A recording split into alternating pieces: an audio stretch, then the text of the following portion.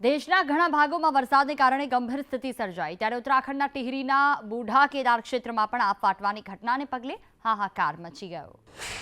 ઉત્તરાખંડ પર આફત, ટિહરીમાં તારાજી, હરિદ્વાર ઋષિકેશમાં એલર્ટ।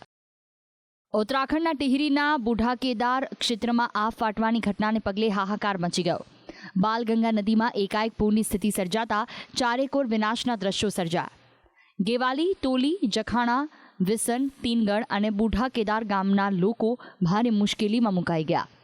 ભારે વરસાદને કારણે યમનોત્રી ધામના બંને ગરમકુંડ કાટમાળથી ભરાઈ ગયા છે। મંદિરની ઓફિસે રસોડું પણ ધરાશાયી થઈ ગયું। મંદિર તરફ જતો ફૂટ બ્રિજ પણ ધોવાઈ ગયો। યમનોત્રી મંદિરને પણ ભારે કાટમાળને પથ્થરોથી નુકસાન થયું છે।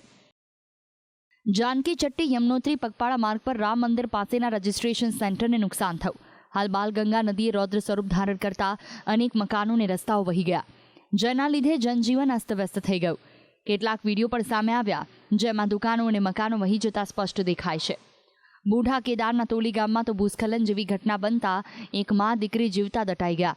સમગ્ર ખીણ વિસ્તારના લોકોમાં ફફડાટ ફેલાયો છે। ભારે વરસાદથી અલકનંદા નદીનું જળસ્તર વધ્યું છે। હાલ બદ્રીનાથમાં નદી કિનારે રહેતા લોકોને સલામત સ્થળે ખસેડવામાં આવ્યા। બીજી બાજુ હાલ પાગલનાળા અને ગુલાબકોટીમાં ભૂસ્ખલન થતાં રસ્તો બંધ છે।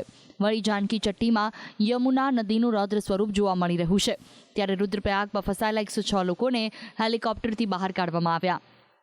ક્યાંક તો સ્થિતિ એવી ભયાનક થઈ ગઈ કે તંત્રની ટીમ રેસ્ક્યુ કે સહાય પહોંચાડવા માટે ત્યાં સુધી પહોંચી નથી શકી।